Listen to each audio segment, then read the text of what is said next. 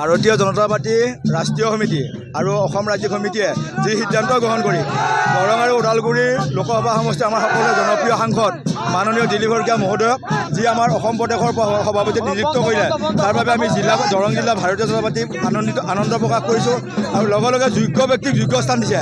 বিগত দিনত দিলীপ শইকীয়া মহোদয়ে যি কৰ্মৰাজি তেখেতৰ যি জনসাধাৰণৰ নেতৃত্ব সবল নেতৃত্ব দিয়াৰ কাৰণে ৰাষ্ট্ৰীয় সমিতি আৰু ৰাজ্যিক সমিতিয়ে তেখেতক সভাপতি পদ দিবৰ কাৰণে বাধ্য হৈছে।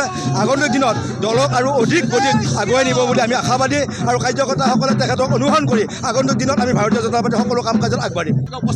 আমি অভিনন্দন তেখেত নাথাকিলেও তেখেতক আমি অভিনন্দন জনাইছোঁ। মঙলদৈ চহৰৰ মাজমজিয়াৰ পৰা ভাৰতীয় জনতা পাৰ্টি দৰং জিলা সমিতিয়ে আমি তেখেতক এই স্থানৰ পৰা তেখেতৰ দৰং আৰু ওদালগুৰি লোকসভা সমষ্টিৰ সাংসদ, সেইকাৰণে আমি দৰঙৰ মাটিভূমিৰ পৰা তেখেতক আমি উষ্ম আদৰণি জনাইছোঁ তেখেত সভাপতি হোৱাৰ কাৰণে।